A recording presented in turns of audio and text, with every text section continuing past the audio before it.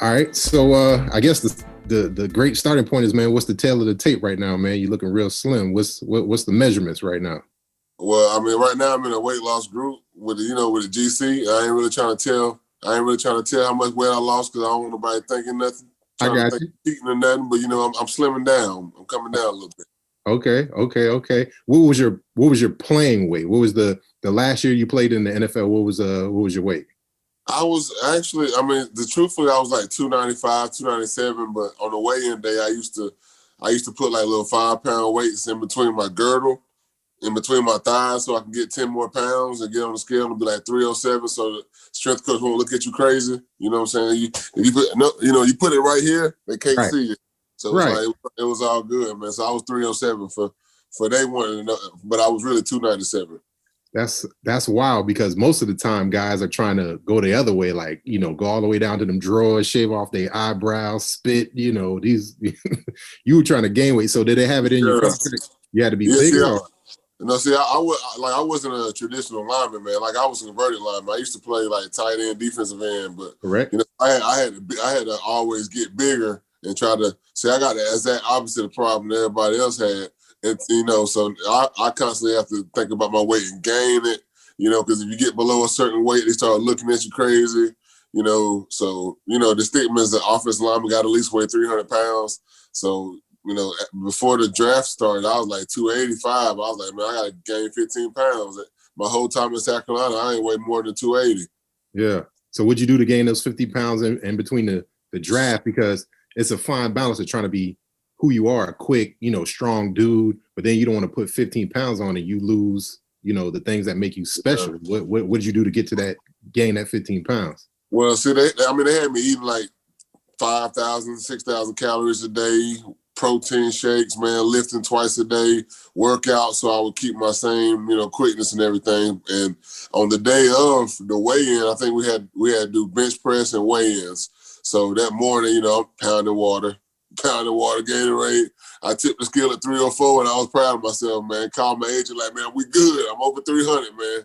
That's right. Was it Jason at the time? You were you with Sports Stars at the time? No, I was with Michael Perry. Okay.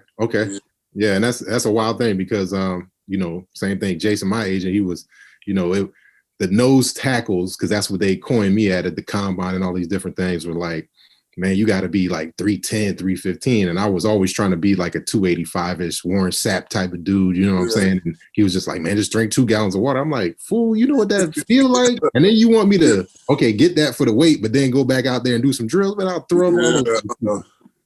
But that's the things you got to do to, fill into a box, because that's really interesting, man, because they'll take a heavier dude and maybe less athleticism when it really don't matter. Because if I'm 290 and I put these pads on, I put these cleats on, I get a pregame meal, I'll probably be 300, but it don't matter for Sunday when I'm playing. But for them, that makes them feel comfortable. And see, that's the old thing. That's the old mindset anyway, because now you look at guys like Aaron Donald. He looks like a linebacker playing D-tackle. So, I mean, you was just 15 years too early. Like, you came 15 to 20 years before the era that appreciated you. Just like with linemen, in the next 5 to 10 years, offensive linemen going to be weighing 285, 290.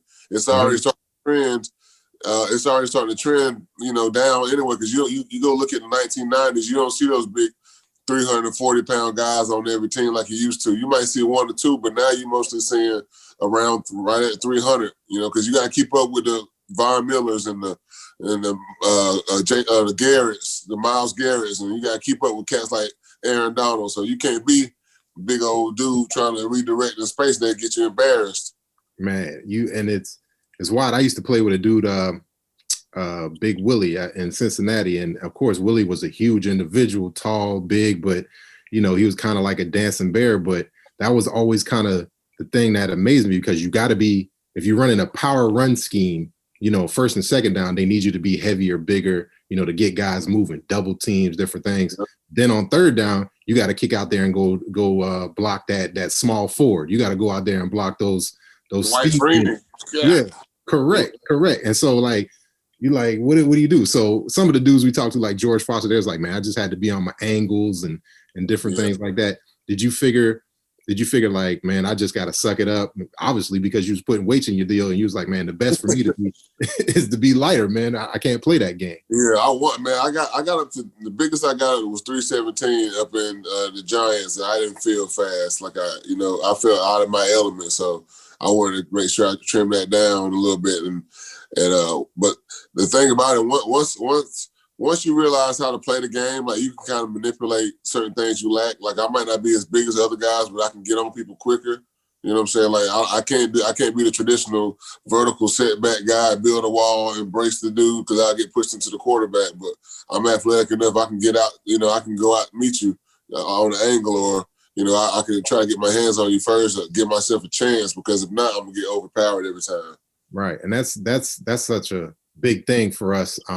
Is one, knowing yourself and knowing your limitations. Like, man, I'm not that dude. I'm not Brian McKinney. I'm not these type of dudes, man. I gotta play my type of game. Talk about how that kind of helps you with transitioning, like, trying to make sure you stay leaner, stay healthier, keep the weight off yourself. Because some guys, when they trying to, unbutton gut themselves, lose the weight in the chat, they do a lot of wild stuff that they never would do, like run long distance. But if that ain't you, that ain't you. And it's only a matter of time for you just say, man, that's not me. And I quit and go the other way. Yeah, well, see, like with me, it was kind of easier for me because I went from playing right into coaching. So it's like I train with my guys. I run with the linemen. We do drills together. I demonstrate the drills. So that's still, I'm still doing cardio and doing my activities and coaching at the same time. So I get out and tell the guys, hey, look, hey, I'm 32 at the time. I was 30 years old, 31. Now I'm 34. I'm like, hey, you can't let your 34-year-old coach outrun a 14-year-old. Come on now. You got to be able to beat me.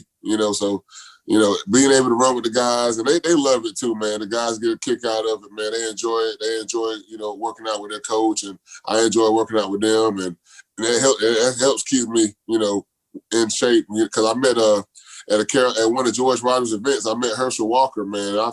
And that dude is like a chiseled piece of clay, man. Like he don't got no fat on him, man. I saw him, he's like 55 years old, don't have no fat, probably less than 5% fat. And like that's body goals, man. But he said, like I talked to him, he said he just never stopped working out. Like he in his mind, he was always an NFL player, he was always training to be that. Like it was never no off, well, I'm retired now, so I'm gonna take time to relax. No, he just kept working out. Same thing as this. There's a coach at my school, to be exact, Hillcrest. He's almost 60 years old, Coach Ramsdale. I hope you don't get mad at me for mentioning him, but man, this guy is almost 60 years old. He's about 6'7", 240 pounds of lean, ripped muscles, and he's almost 60. But you would think he was in his 40s. And I asked him, I'm like, man, how do you take care of yourself that well? I mean, he eats right. He works out every day. He runs before school. He lifts during his planning period. So. If you want to stay in shape, you gotta put the work in. Right, and that's the crazy thing, because when we're all playing, we're like, man, last thing I'm gonna do when I finish this shit is to go out there and work out every day. I'm gonna eat whatever I want, and that's cool for about a day or about a week or a month. But then you don't feel good. And you talked about Herschel Walker, man. It's always amazed me because Herschel won the Heisman before George won the Heisman. They're about the same age. But you can they look like they're 10, 15 years apart in age. No shot at George. I love you, George, man. But hey, Herschel taking care of himself, man. Like Herschel is definitely taking care of himself. Now, one of the things that Herschel was talking about, we were talking about this with some other dudes on the podcast, was like Herschel got into this deal of like intermittent fasting. Now, he didn't know it at the time, but he was just like, man, I would only eat one meal a day. So with all that output, all that, running, racing the train and doing CrossFit 30 years after playing football, that one meal a day deal, intermittent fasting at the time, now that we know it, is something that helped him. Have you started picking up like habits like that to try to like cut back? Are you a low carb guy? Like what kind of works for you? Well, it's crazy you mentioned intermittent fasting, because I just started trying to mess with it a little bit. Like I will go, I'm not an extreme as far as just one meal a day, but I'm at the point where I'm at maybe one big meal and a small meal a day. I don't eat after 7 o'clock, and I don't eat from 7 till my next day at 1. I get a break at 1 o'clock at school, and that's when I eat for the first time. I mean, I'll be about to starve at school, but I still do my steps. I still get my workout in my planning period. I'm still walking around trying to stay active, but I eat my one meal. I don't try to go too bad. Like, I'm not gonna say I'm a complete, health food freak. I still eat regular food. I try to stay away from the grease, the fried foods, all that stuff, but I still gonna eat my Mexican food every now and then. I'm still gonna eat my carbs. I'm gonna keep it real. I ain't gonna front. Like, I know I try to stay away from sweets, man, but I got a bad sweet tooth, man. So, it ain't running my family, so I know that sweet tooth is rough. But other than that, man, I off balance it. This is my cheat code, man. This is the cheat code right here. Water. Correct. All day long. Like, I try to drink 2 gallons a day. And that's legitimate. Like, I mean, even if somebody asked me one time, do you ever drink like anything but water? I said, the only thing I drink is water and beer. Like, and if I'm not drinking water, I might have a beer watching the game or something. But other than that, it's all water. No soda, no juice, none of that stuff, man. I can't even tell you the last time I sat down and had a cup of juice, or every now and then I drink a ginger ale when we have family dinners with my parents. But other than that, it's like strictly water. And that's the thing, man, because you can drink your calories, really quick, man. You can. Yes. I'm on a 2,000 a day calorie pitch count. Man, you mess around, hit that Chick-fil-A lemonade, two big cups of that, man, you done. It's like, if you look at, like, if you start reading the labels, man, that'll keep you conscious about a lot of stuff, man. Because, like, I started looking at like grams of sugar. If something got more than 10 grams of sugar, you're not supposed to drink it. And I look at stuff like, you look at Snapple, you pick up a Snapple, it's like 80 grams of sugar. Ridiculous. That kiwi strawberry is great, but it's it's killing you, man. Yeah, it's gonna kill you, man. You're gonna drink a whole bottle, your whole leg gonna be numb, man. You know what I'm saying? You gotta wake your leg up from that sugar rushing through your body, man. You can't mess with that stuff, man. That stuff is designed to kill you. That's why it's so cheap. That's interesting because that's the thing, especially for a lot of us coming up, like, the sugar, the Gatorades, like it snuck in there so much for you, but it's also something that changes your mood a little bit, you know what I'm saying? And until you realize it, you're like, yeah, no wonder I feel better when I eat a Snickers, man, because there's like 80, grams, 70 grams of sugar in there, and it pumps you up. Do you have like diabetes or any of those things running in your family? Was that something? Oh yeah, man. I got a lot of that stuff in my family, man. I got diabetes on both sides, man. But the thing about it, it's like, I don't think diabetes runs in people's family. I think poor eating habits run in people's family. Like, Right. I don't, like, when people say, you're predisposed to diabetes and heart disease, I don't particularly believe that. I believe that you're a product of your environment. And if your parents raised you up on, bad food, junk food, then you're going to eat the same thing. It's not that you got diabetes running in your blood. It's just, if you eat bad, you learn how to eat bad, then that's going to be a hard habit to break. And it's up to you to even pass it down or continue that lifestyle and pass it down to your kids. That's how like your genetics change after a while, because you think about, okay, granddaddy used to eat, a whole pie to himself, and then my daddy ate a whole pie to himself. So that's 80 years of genetics in you, and then you turn around. So it's funny how habits become genetics, and that's something we got to be aware of a lot of times, because we run on autopilot so much. A lot of time people, like we always say in football, you always got to watch your film, good, bad, and indifferent, and call yourself out on it. And so especially when it comes to like changing your habits, and especially with sugar and how much that changes your brain chemicals and all that, it's tough, man. And you always just got to be aware of those things. Yeah, like I used to love McDonald's, man. I haven't eaten McDonald's since 2012. I can tell you, I can date it. The last time I ate McDonald's was Mighty Wings. That's how long ago it was. Mighty Wings. Oldie but a goodie, yeah. Yeah. And like my oldest daughter is 7, and my middle girl is 3, and neither one of them ever tasted McDonald's food. And they will never taste it under my jurisdiction. Like, if they go to high school and they go off to eat their stuff, like, I'm not gonna be responsible for putting the poison in their body. If y'all want to put the poison in your body yourself, that's up to you. But Daddy ain't gonna buy it. You know what I'm saying? We're not gonna do that. That's the whole thing. You try to give your kids the habits, whether it's, when you get up, we instill brushing your teeth. That's a habit, but you start to see how people fall off on certain things and be like, oh, let them have a cookie, and a cookie turns to a cookie every day, and then that becomes the habit, and then you wonder why, when stuff gets stressful or whatever later on, the kids just eat their feelings, or even grown adults eat their feelings like that. So I'm with you on that. It's tough. I got a battle in here in my house with my tribe, with my wife and daughter, but man, it's you know, sometimes days are good. Sometimes you win the battle or lose the battle and win the war. So it's a constant deal. But you got little ones, and so the sooner you can do that, the sooner you can get them to taste, you know, what a real, you know, vegetables taste like, what really feeling satisfied tastes like, versus, you know, I had a meal, but I need a cookie to finish me off or something like that. I mean, habits go a long way.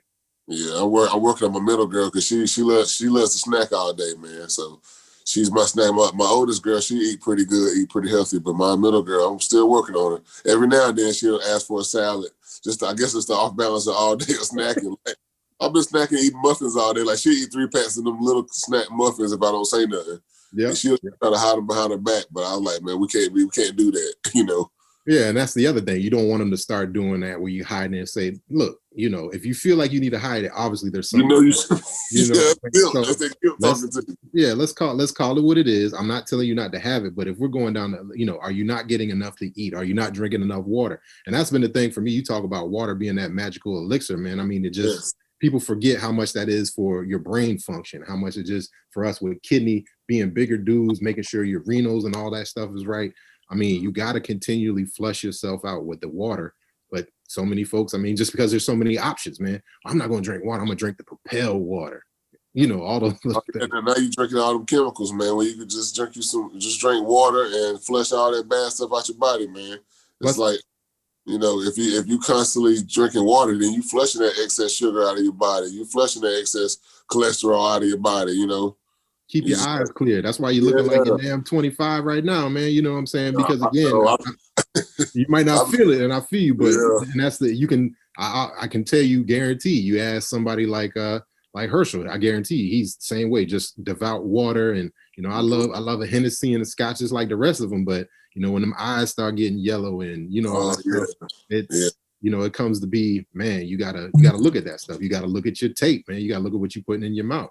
Yeah, you're right. You got to stay hydrated, man. I mean, I feel like God put it on, like gave us water just for that. It's like the natural healing of everything, man. It's like it's life.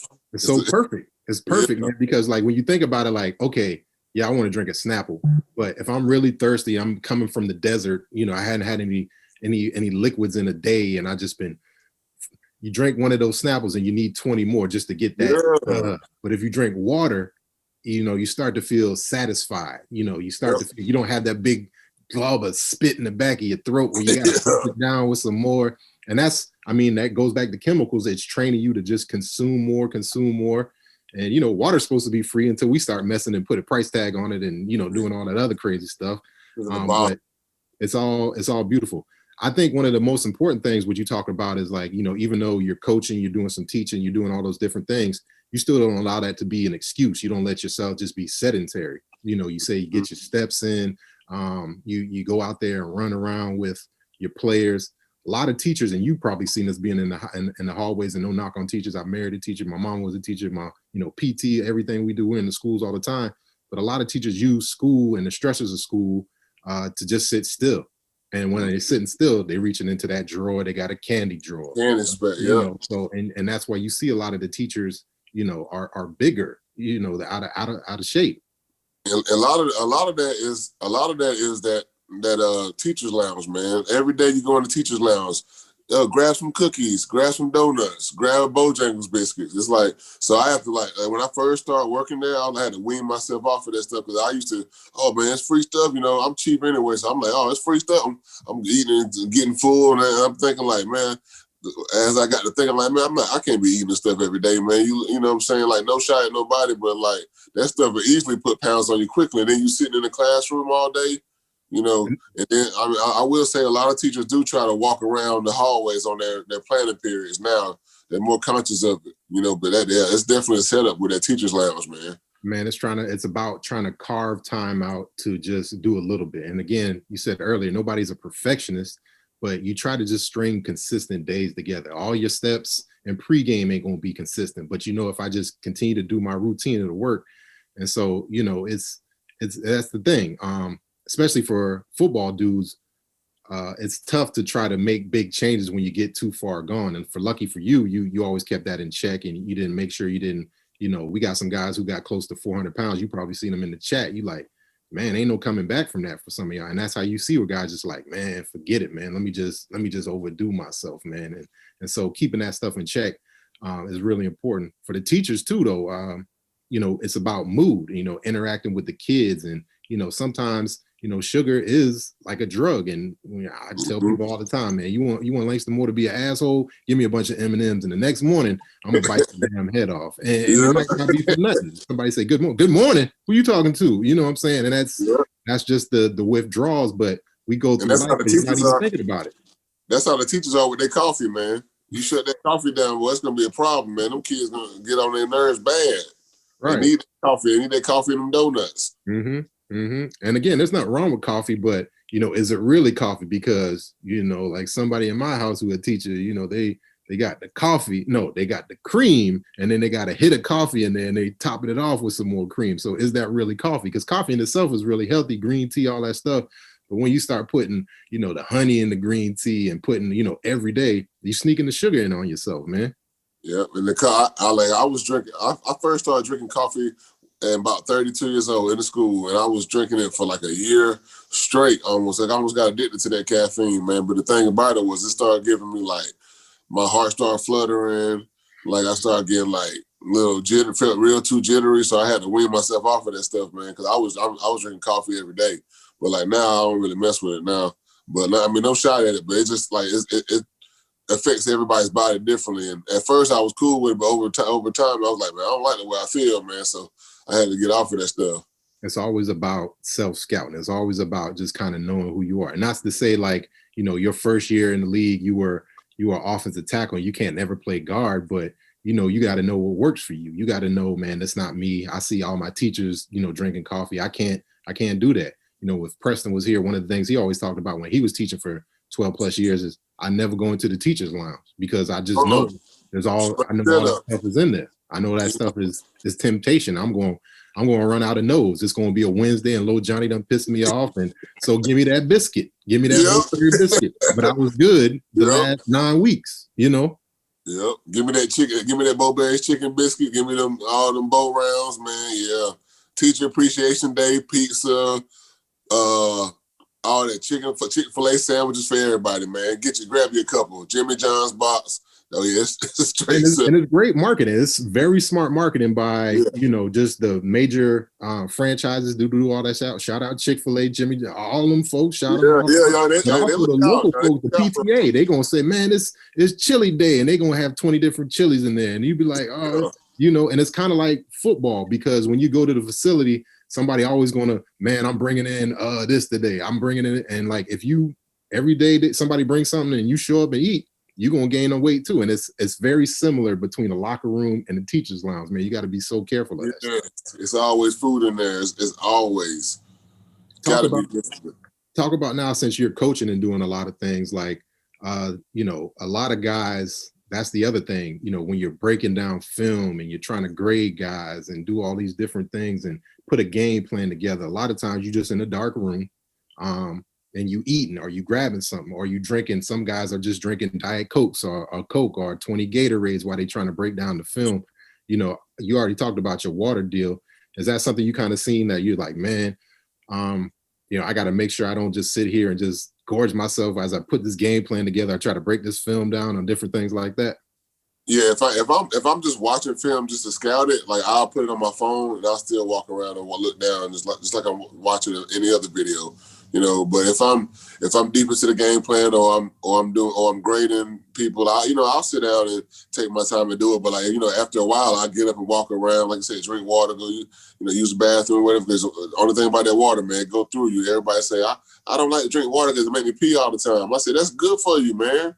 That's all the toxins exiting your body, man. Like 100%, getting all that salt, all that old stuff about you. And so I love how you say, man, you still making rooms to take breaks, because we always forget a lot of time movement makes us feel better, because, you know, it doesn't have to be big movements. And I think this is where a lot of our football dudes are like, we always equate, you know, it's got to be a all max day or nothing day. You know what I'm saying? Where, sometimes movement is just 10 minutes of just maybe just doing some push-ups, or maybe just walking around, stretching, getting that back, getting up out that chair, moving around and coming back in 15 minutes versus just trying to power through it. Because as football dudes, we can always power through anything, but a lot of times that's to our detriment. And one of the guys we was interviewing, I don't know if you played with Joe Hawley. He was down there in Tampa Bay for a little bit. I don't think you were there when he was there, but Joe was like, that's his big thing, man. I always try to make breaks to put in movement to improve my mood. I can tell, I need to get out there in the morning and do some kettlebells, or I need to do about 20 push-ups or something, because a lot of times, everything, like you said, God is perfect, all of that. And a lot of times we don't have to supplement it with food or coffee. It's just movement a lot of times. Yeah, that's true, man, because you burn so many calories just by walking. Yeah. Yeah. How do you get your kids to constantly be moving? Because I know you chasing them around. Y'all out there in the country, so y'all still got that good old school lifestyle, man. Do you try to just always make sure they break up those just watching TV and the iPad all the time to get outside and play? Yeah, we got set times where they look at the iPad. They nap time, they can look at the iPad, and when it's time to go to bed. But other than that, it's like we're gonna be even doing your virtual school, your lessons. Like my wife does a great job with my daughter. My oldest daughter's virtual school, so anytime they have a break, if I'm here, I'll go outside. If I'm at work, which I usually am, my wife will take them outside and let them run around and play. My daughter, my 7-year-old, very high energy kid, very high. If she ever focused her brain and all her athleticism, her energy on the sport, she'll be Asia Wilson. So I'm hoping she can harness that type of energy and put it towards that. But yeah, she's very high energy. My other daughter, she's high energy too. But my oldest it's hard to keep up with her at times. I have to tell calm your energy down a little bit. But keeping up with her is a very good workout for me. And that's a great thing to remember as a dad, is because, man, you don't want to be the one who's just, wheezing and, your daughter's only 10 and you can't chase behind them. You want to have those quality play moments, man, because that's really what you have at the end of the day. They ain't going to remember them shoes. They ain't going to remember that Chick-fil-A or the bag of muffins. They're going to remember, man, I remember Daddy couldn't even walk a mile with me, or I've been out running Daddy since we've been in first grade, Or Daddy always want to take a nap. Or Daddy can't give me a piggyback ride. Like every day, them girls want me to give him a piggyback ride. My son, he's 1 year old. He'll be 1 next month. He want me to pick him up. Yeah. So I get plenty of curls and deadlifts at the house with these kids, man. Squats, all that stuff. Every time I do a push-up, one of them, if they see me, they jumping on my back. So now I'm doing weighted push-ups. That's perfect, because there's plenty of women, and it's proven you don't have to put 405 on your back. You can just put that toddler on your back, or just playing around, because there's plenty of mommy workouts where you see them with the baby and all. There's always an opportunity for us to get that movement in, and it doesn't have to be Olympic lifting. It doesn't have to be any of this crazy stuff, man. That's super, super important. When did you're a famous South Carolina dude. You grew up right there, Simpsonville, right? Yeah. Let me get it right, because Travell knocked me out every time I say Hillcrest before I say Simpsonville. Both you and Travell went to Hillcrest, and obviously NFL dudes, which is super important. When did you know that you were bigger than the most regular kids growing up? Were you always a husky kid? Were you always taller? When did you know? All right. I'm going to tell you the truth, man. I'm going to keep it 100 with you, man. All right. Growing up, if you ask anybody who knew me growing up, they would tell you Jamon is the biggest, softest kid out there on the field, biggest, softest kid out there on the court. Everybody say that, from Little League up until probably high school. Everybody always asks me, when did it change for you, man? Like, when did, how did you become the soft kid that we always know? I mean, we know you had potential, but you was always, when did you turn it on? And I used to always tell people, like, when I got to college, man, I got around, hard ass coaching. I got around, I was introduced to Pat Moore, as my rookie year. My redshirt year, he broke us off. That made me tougher, And then after that, after Pat Moore left the football team, he just concentrated with the other sports. And we had Black Iron. I had Black Iron for 4 years. Mm-hmm. That's who really molded me into the guy I am today, or the guy that I was entering the draft, because without him, I would have been, he used to always say, man, you guys are soft. And like, the more I listened to it, I'm like, man, he was right, man. You got guys complaining about a little bit of running. Like, man, come on, man. We got how many more we got, man? Come on. And like, that's what you came to school to do. Yeah, like that's what you come here to do, to be the best athlete possible. So why whine and complain? But I was one of the whiners and complainers. But eventually, when I got out of doing that, then I started buying in, and it's like I finally reached the potential, man. And I owe it to him, a big chunk of it.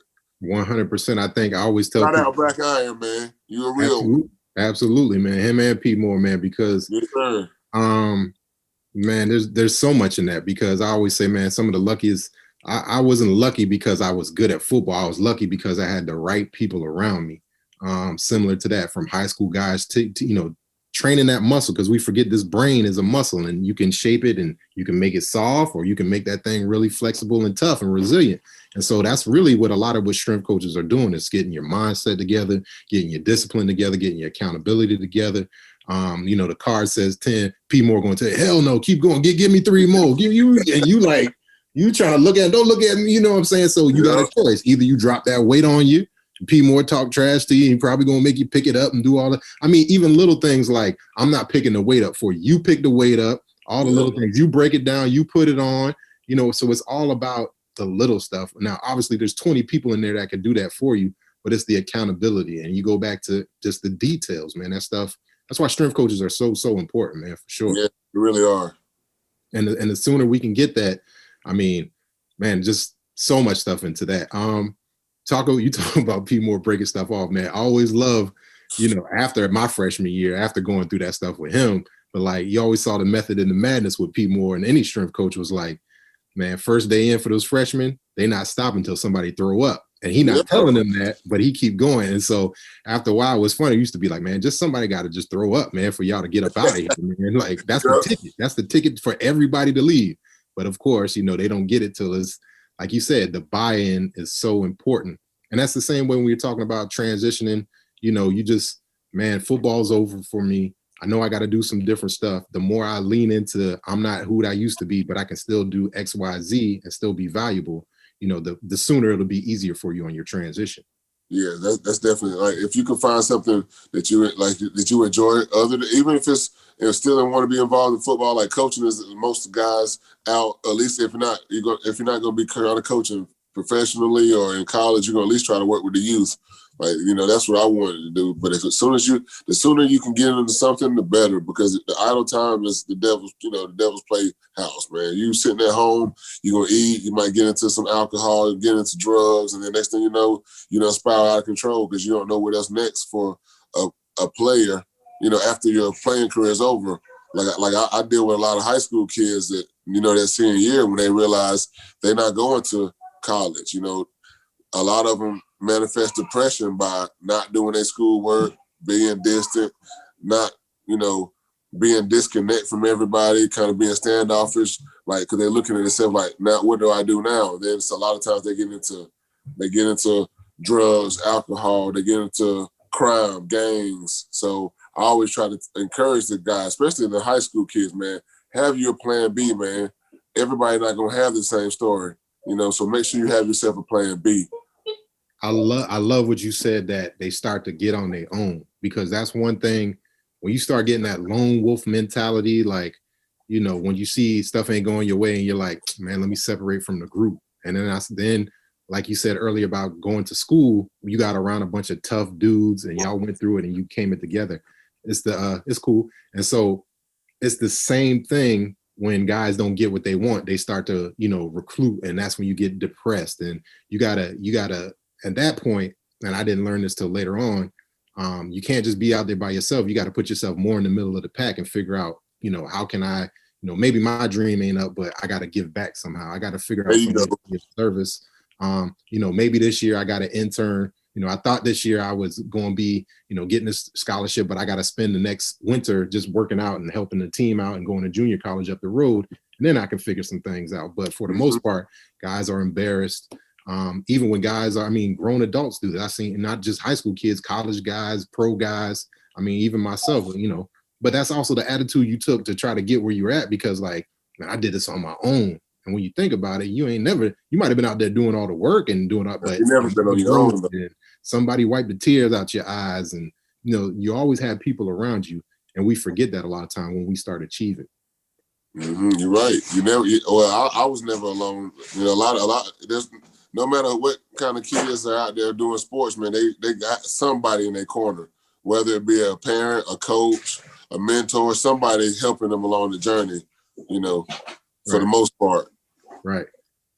Travell told us this story, and I don't know if this was still going around when you came back behind him when playing at Hillcrest, but Travell told a story that every week when they played at Hillcrest and he got like lineman of the week, him and Big Craig. Who was a phenomenal athlete. I mean, them two dudes was at the Shrine Bowl, worked Albert Haynesworth, worked Terrell, worked everybody and their mama. Travell used to say every week when they became offensive lineman of the week, they'd get a cake. Somebody would bake them a cake and give it to them outside, basically after practice. Was that something that was going on for you? I wouldn't know, man, because I never got lineman of the week, man. So you know that's an honor that I don't know nothing about. You know, so hey, maybe if I was you know out there balling like Travell and Craig was, man, having running backs run for 1,000 yards every year, they probably bought me a cake too. D-line, man, you were still running D-line then too. So I mean, I get it, man. Travell. I was trying to get in where I fit there. Yeah. We always say, man, the better you got at football, the more it fed you. You know what I'm saying? The more popular you got, you might walk into the chicken spot and them boys take that 2-piece and turn it into a 12-piece. Or, you know, you go to the All-Star game, or of course, when you get into a program and eating consistently, you know, was that your experience? Like the better you played, the more you obviously can make money, but you know, football kind of fed you that way. Yeah, especially in college, man. You know, because in college, man, you know how Columbia is, man. They gonna take care of the Gamecocks, man. So it's no illegal stuff, man. It's not like it was none of that stuff. But yeah, they gonna take care of you food wise, man. You come in a pizza place, they gonna hook you up. You go get some wings, they gonna hook you up, man. They take care of the Gamecocks, man. Just like I'm sure every other college take care of their players, man. So yeah, I used to love that benefit. I miss it, man. I'm not gonna lie. Yeah, I mean. Yeah, I think the statute of limitations up, man. We good. We ain't nobody getting in trouble for no extra chicken. Okay, I'm making sure, man. You know how they be looking, man. Of course, man. If the NCAA looking at button gut, we'll take it. But yeah, they gave away for wings. Talk about, you know, you coming from, you know, kind of a semi-rural area on the cusp of the city or whatever, and Greenville even wasn't what Greenville is now. You know what I'm saying? Talk about kind of like the food culture shock when you got to Carolina, because you did get bonus bucks, you did get the training table, you did get, you know, you in a dorm and everybody dorm unlocked, but you can go pretty much into anybody's room and, man, let me get some of that, let me do that, you know, versus when it was you growing up, you know, if mom and daddy ain't had it in the house, or you could go to grandma's house, that's it. You ain't had, I mean, you ain't got no other options. Talk about how football, not that football, but more so that culture shock of having so much food because of ball. Oh yeah, I mean, walking into the Russell House, man, it's very overwhelming, man. Especially for the first time, man. You go in there, it's like, man, okay, I got free meals. All I gotta do is swipe this card. I got bonus bucks, so I get extra stuff, and then I got on top of that, I got weekend money to take my girl out, which is my wife now. We used to go to Applebee's or Fats every weekend with my weekend money, my $40 that we got, and you know, all week I'm eating good, and it was just, you know, it's so many different places to choose from, man. It was like a kid in a candy store, and that was why it was easier for me to gain weight in college. And I know they tell, you know, they warn non-athletes to watch out for the freshman 15, because that freshman 10, 15 is real, because access to all that good food, man, you bound to blow up, especially if you're not doing no workouts. Yeah, man. And I tell people, it's like inflation. It ain't freshman 15 anymore. It's like freshman 25 now, you know, and that's just regular. Yeah. You know what I'm saying? Blow up quick. First time you walk up in there, you see Chick-fil-A and Taco Bell, and you know, oh man, I can go down there and they got the, like you said, they got the Mexican, they got they over there making the lo mein with the shrimp and the chicken in it, man. This is amazing, man. But that's where a lot of guys, I think, fall into the trap of just, you know, eating their feelings and different things too, because you know, eating food to feel good, man. I got practice, man. It's a Wednesday practice, man. I got to double up on my Chick-fil-A because, you know, I got to go out there, have a lot of energy, but you know, I want to boost my mood. I want to feel good, those type of things.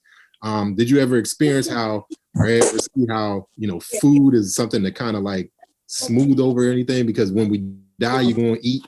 When you get married, you're going to eat. When you anything in between, we always use food as kind of like that that salve to get us through any situation, good, bad, and different.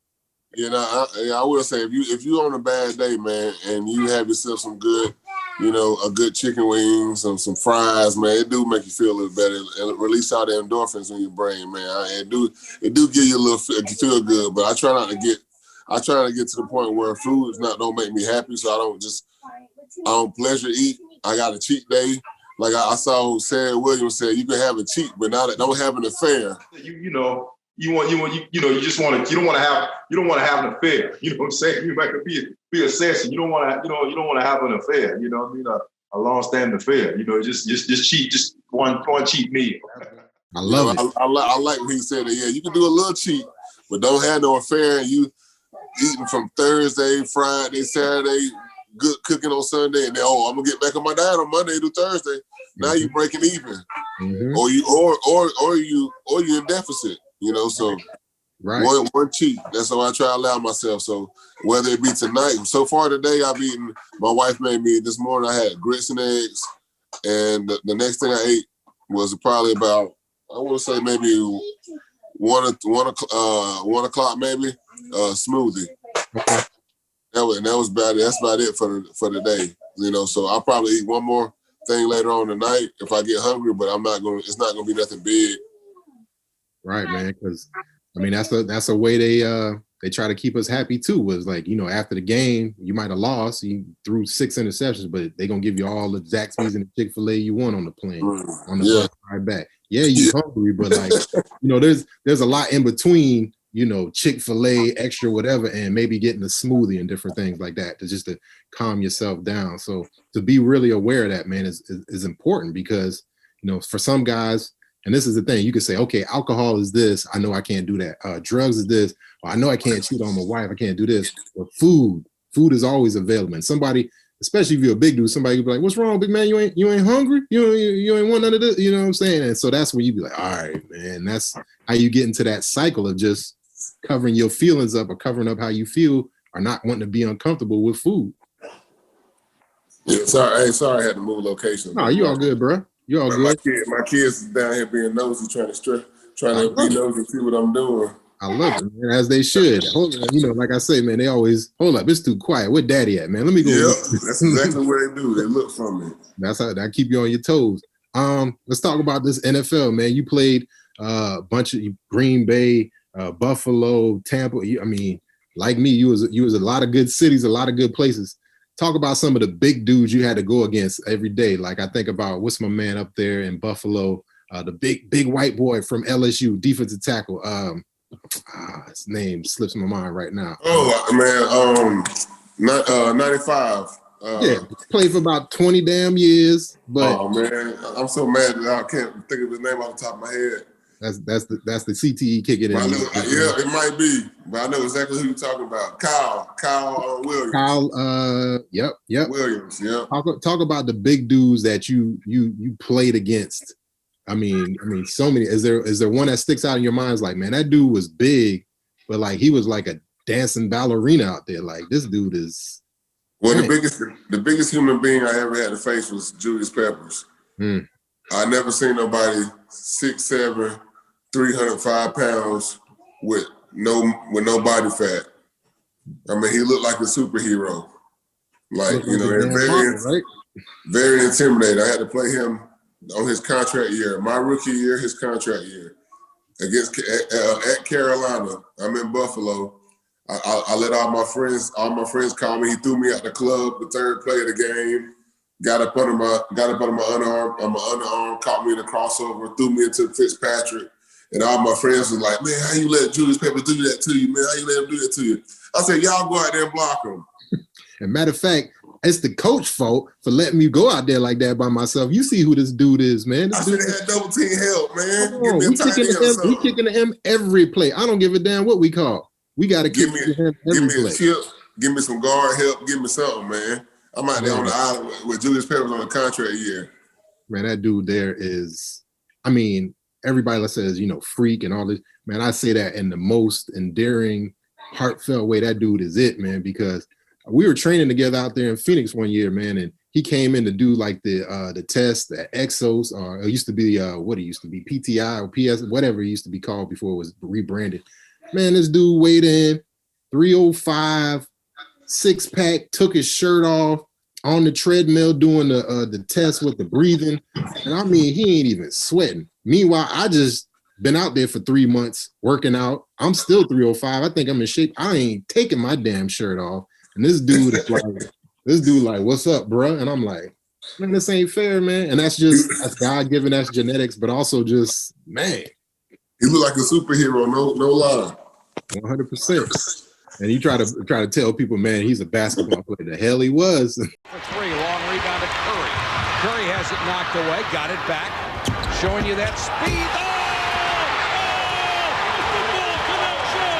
They're shaking and bacon! They're going bananas in Chapel Hill! Get a T.O., baby, and he does! Curry to Peppers! We're tied at 55, and that one got the crowd on its feet. Curry to Peppers. Maybe you ought to make Peppers a tight end. There goes Curry. He says, I'm going to my football buddy. I'm going to my football buddy, Jam City. And the roof rocks. Curry and Peppers turning out to be quite a spicy dish, huh? Oh, I like that, Mike. You're right on target. I'll tell you, all my football buddies now get the hoop. No, he wasn't. He just did basketball part-time. That was just him playing around a little bit, seeing what he could do. Just being that free athlete, man, that can do anything. Right.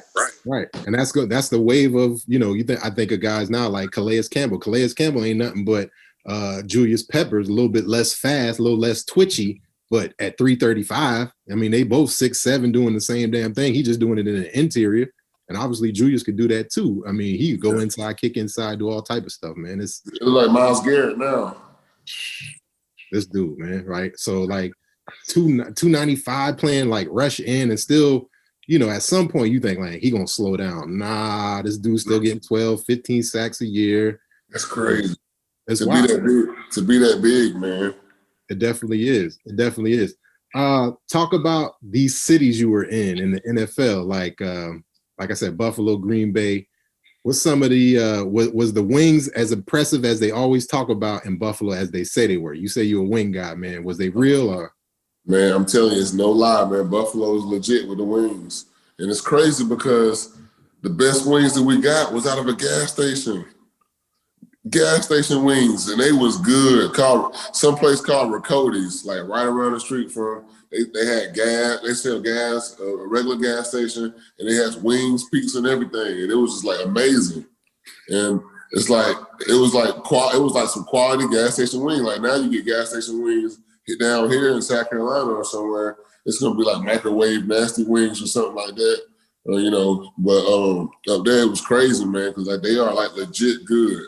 The home of the real Buffalo wing, man. We were talking to some dudes who were from New Orleans, and I was like, man, what's the best place to eat? There's like, man, there's this gas station over on so-and-so, and they got the best shrimp pool. I'm like, man, I ain't no damn shrimp out. But I was like, hold up, this New Orleans, yeah, that makes sense, because yeah, for sure. Who else? What was there? Because this was always my thing. When I played in Detroit, we'd go to Green Bay once a year and all those different things. I don't know what the hell's going on out there in Green Bay, but where was the spot to eat at in Green Bay? Was there any good food in there, or you just had to be like, man, we got to wait till the weekend or something? That's so long ago at Green Bay, man, because that was like my rookie year. So all I remember was cheese curds. All I remember was cheese curds, man. It was good. Did you start messing with them cheese curds a little bit? First time I ever heard them, man. That's how I gained quick 10 pounds, man. Eating cheese curds, beer, all that stuff, man. That put it on you quick, man. That's a bad combo. Cheese and beer on your off day. Yeah, it's cold out there, man. You got to put that thing on anyway. So shit, why not? Yeah. Why not? Nah, this is phenomenal. What was I about to ask? Talking about kind of like nostalgia, man. What's some things that you said you ain't had McDonald's in a long time, and I think about that. What's some things you used to eat back when you were a kid that you're like, man, I really love those things. When the Christmas Little Debbie's come out, man, that's my joint, man. What's some nostalgia snacks and foods that you love to have now that you're an adult? I'm not gonna lie, man. Some stuff I used to eat as a kid that I don't eat now, but I miss it so bad. Is ramen noodles. I used to tear them things up, man. But Beef then or when the you get chicken, older, beef or the chicken flavor didn't matter. yes, man. I used to mix the chicken and the steak flavor together, man. Put cheese in there, all kind of stuff, man. But like looking back on it, you look in the back of the sodium contest, man. I'm like, dang, I'm surprised I didn't have high blood pressure as a 10-year-old, man. You know. But my real treat of choice that I can't, it's an addiction I can't kick. I mean, it was bad for a long time. Like, it was honey buns, man. Like, I could not go into a gas station without grabbing a honey bun. I mean, I was like a honey bun connoisseur. Doesn't matter what kind of honey bun, just a honey bun. I can tell you like which ones is the best ones. Like, don't mess with those. Those are the cheap ones. These are quality ones. You know, I mean, the Miss Freshley's jumbos, crack, man. Like, okay. I had it bad. The honey bun technology has stepped up. I live out here in Dallas in Texas and you know, travel a good bit, but you know, now they got the Texas honey bun now, where it's just, you know, the icing, where they got the white icing on top of already the glazed icing on it, and you can get it with the nuts and stuff. Man, it's funny, you'll be in South Carolina, they selling Texas honey buns, but it don't matter. It's all coming out the same factory or whatever. They just putting a different package. You know, it's like the dope. They just stepping on and put a different name on it. That's all they doing. I like them all, man. I like them all, man. Okay. You said sweets earlier was your deal. How do you try to curb that sweets deal, man? Do you just, like you say, don't keep it in the house? How do you do it? Well, see, I got kids, man, so they always have snacks and stuff. Matter of fact, I'm about to bribe them. Huh? Hey, if y'all be quiet, y'all can have one of the little Debbie cakes. If y'all go back upstairs, I'll give you a Debbie cake. Both of y'all. Okay, go ahead. Go upstairs right now. Go ahead, go. You get a Debbie cake after I'm done. Go up there and be quiet.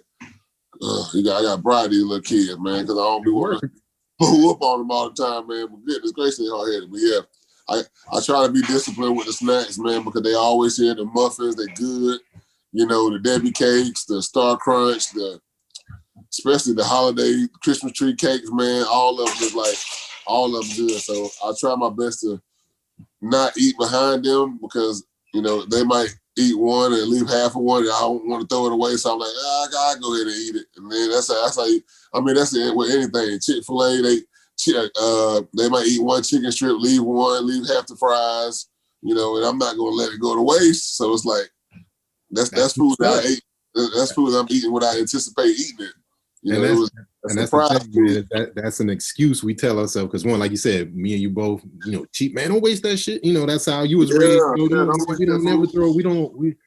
But so like one of Sean Rogers, one of the dudes I play with, man, that's one thing he said that really changed for him was that this whole idea of, man, I don't finish my plate or I won't finish nobody else's plate. You know what I'm saying? And that, especially because that stuff sneaks up on you. You didn't intend to go to Chick-fil-A, or you went to Chick-fil-A and got the salad, but the kids only ate 2 of their tenders. You got a whole nother 2 tenders and a half. So you might as well have ate the whole damn thing yourself. Really making sure that, man, that's not my food, or you know, just throwing it away because come on, man. I mean, how much a little Debbie Swiss cake roll is anyway? So, you know, if you don't eat 1/4 of it, I mean, you ain't going into the poorhouse with that. But that's something you lie to yourself with. Yeah. It builds the if you got multiple kids, man, all of them leaving two chicken strips behind, half of fries, man. That's damn near a 12-piece, man. You know, that's damn near 12-piece, man. For real. Man, this is great. Let's finish it off, man. We always say there's a little lightning round, man. If what was your day like? So on away games, you know, most of the guys, you know, lineman dinners, different things like that. When on the away games, were you one of those guys who would, you know, y'all would always go out to eat together, or would you just be like, man, I'm just staying in the house, man. I'm sure I don't need a hotel and, you know, not spend no money because they also got a whole bunch of food there too. Yeah, I eat the free stuff, man. I'm cheap, man. I'm not gonna lie to you, man. So I eat whatever's provided for us. I'm not gonna go out and get nothing extra. Okay. I'm just gonna eat what's provided, man. Be thankful. Did you have a certain night before meal and pregame meal? Like the night before, what was your meal like before a big game? I used to eat a lot of pasta the night before. I used to eat a big spaghetti, chicken, load up on the carbs, and make sure I got plenty of liquids in me because I was a big crapper. So I was sure I had that in the night before. And then the day of, I would just eat something like maybe an omelet and a smoothie, and that would be pretty much it before the game. And then after the game, I would eat whatever I wanted to, man. There you go. Because again, man, kind of just like the teaching stuff, man, and that's why I think they get it kind of misconstrued, is because teaching, you're performing, but you're performing, for a longer time. Football, you got like a 2-hour window and you got to perform. You want to perform with, the whole damn, omelet station, pancake station on top of you, man. But some guys also would just watching guys pregame meals. Sometimes you'd be like, oh, that boy nervous. He got 20 pancakes. He man, we about to play, bro. What you doing? And so that's the way for guys to kind of cope, get them butterflies. Nervous eating, boy. Facts, boy. That's funny. What's who's got the best fast food French fries for you? Gotta be Arby's curly fries, man. All our food keeps blowing up. So why should we waste our time describing those cute little seasoned curls? They're twisty, crispy outsides. They're twisty, soft insides. Arby's, we have the meat. Man, Arby's coming in strong, man. I never would expect it, because I always say, man, who the hell's still eating at Arby's? But pretty much out of all the 30 dudes we done interviewed, Arby's. I go through and eat like 2 things of curly fries at Arby's. I even buy the little pack out of the freezer where they already pre-made and you just heat them up in the oven. Yeah, man. Okay. Curly fries is that's my thing too. That and Riley's fries, man. Everybody love it. Checkers are Riley's fries. We don't got them right here anymore. Thank goodness, man. Thank goodness. Who got the? Are you you already said you're a sweets guy? Are you a cake guy? Are you like a pie guy? Definitely a cake guy, man. Red velvet any day. Ooh, red velvet. Yeah, red velvet is strong. The red velvet technology is crazy, man, because they putting the red velvet cake in a jar now and mixing it up with the ice cream and all type of stuff like that. You got to have ice cream with your cake? Nah, I'm good without it, man. Ice cream mess my stomach up, man. Just give me the cake, man. I'm good. Or even red velvet or honey bun cake. Honey bun cake? Tell me about a honey bun cake. I've never heard of a honey bun cake. G? Oh man, my mom makes a mean honey bun cake. It's like, I can't even describe it. It's like a big old honey bun. Okay. And it's like you bite into it, it's soft. It got cinnamon, sugar, ice, and all. I mean, it's just amazing, man. Like you could easily eat the whole thing if you don't discipline yourself. Man, I messed around and made this bread pudding. I got the recipe, and you had to use them Krispy Kreme, day old Krispy Kreme dozen donuts. So when you make that bread pudding, you just use some stale bread. It's like, nah, get them Krispy Kreme donuts, let them get stale. And then you bust it up with the cream and the red. I was like, bro, don't even go down that road, because it's like 20,000. I'm looking at you like, hey. Wait till Christmas, man. You know what I'm saying? Don't have that affair till Christmas, dog. Yeah, if it wasn't for me trying to win that money, man, I would go in, but I'm in it to win it. Yeah. That's another important thing about trying to make a weight loss change or transition. That's kind of been a constant thing for you, is, man, surrounding yourself, putting yourself in an environment where you hold yourself accountable. Somebody's gonna call you out on your BS, but also competition, man, because even though we can't go out there and physically do certain things, we still want to compete as, Yes, exactly. Man. No matter where it is, losing weight, playing video games, fishing, you always in competition mode, man. You can't control it. I got you. So you said fishing. What you out there catching? Are you catching all that fresh? You like a freshwater fishing? You saltwater fishing? I mean, you got to be a freshwater guy out there.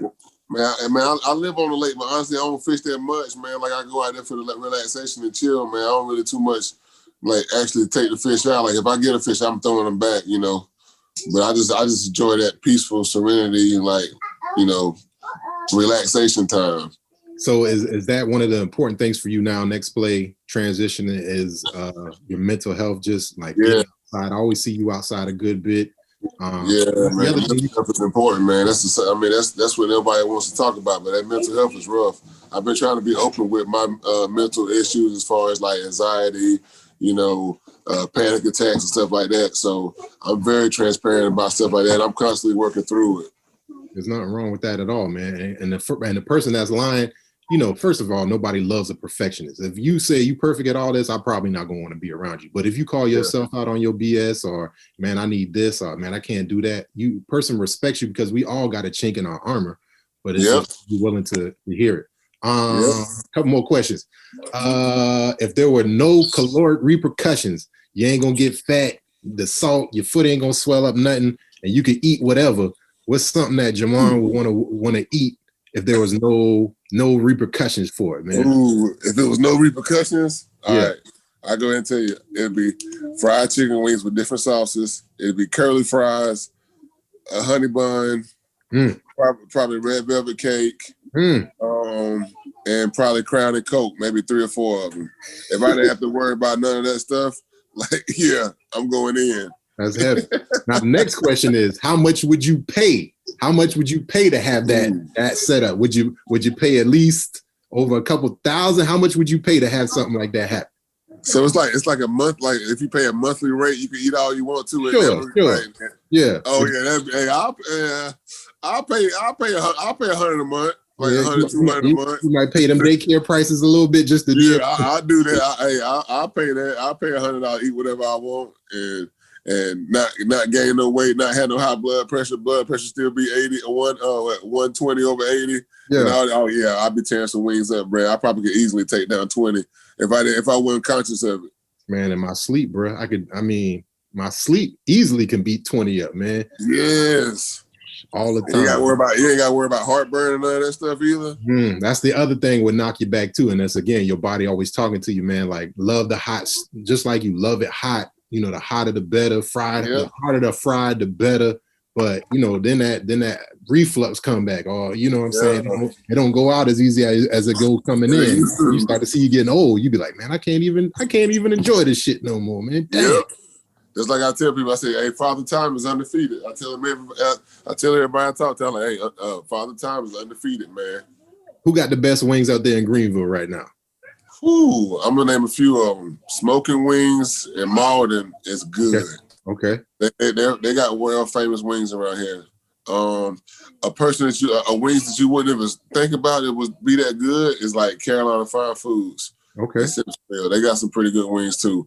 And then if you want some like authentic grill wings, like just authentic grills, you got to hit up McGrills. It's a family owned restaurant that the owners of that restaurant are football players that used to play with me, and it's now coaching too. And they coach. They also make family barbecue, and they got some great chicken wings, man. Like that's my guilty pleasure too. There you go. Flats or drums? Which one? I'm not petty, man. I'm gonna eat the bird regardless. I'm gonna eat the bird regardless, man. Yeah, I'm gonna eat it regardless. Cheese. Huh? Ranch or blue cheese? Blue cheese. Okay. All right. Yeah, blue cheese, man. I like it.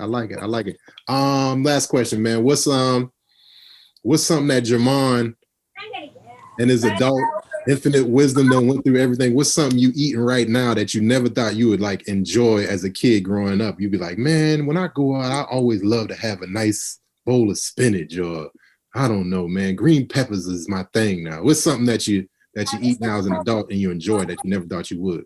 Well, I know I put hot sauce on everything, man, and I used to didn't like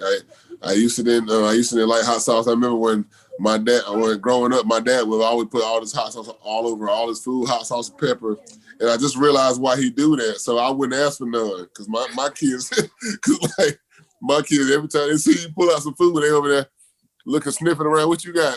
So if I cover it with hot sauce, cover it with pepper, they be like, I don't want that, so I can eat my own food and enjoy it. So right. I peeped game once I got older. So I know why my daddy did that back in the day. Smart. It's funny you say that, man, because I was just looking on your page, man, and same thing. You had a smoothie, and that smoothie became your son's smoothie. Really, he gooned it, man. Exactly.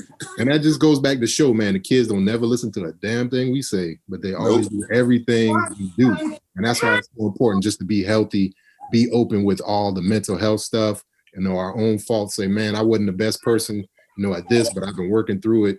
And it's really, really, really not that you're trying to just be better than somebody, but man, because they always going to see because everybody got a limp, and it's super important for them to see that. Yeah, you're right. You're absolutely right. It's awesome, man. Well, man, we done hit an hour so quick, man. This flew by, man. This conversation. Oh, man. It's been an hour, man. It's good talking, man. It's crazy, man, how, again, we start talking about food shit. This is hey, that's two fat boy stuff right there. That's fat boy stuff. Man.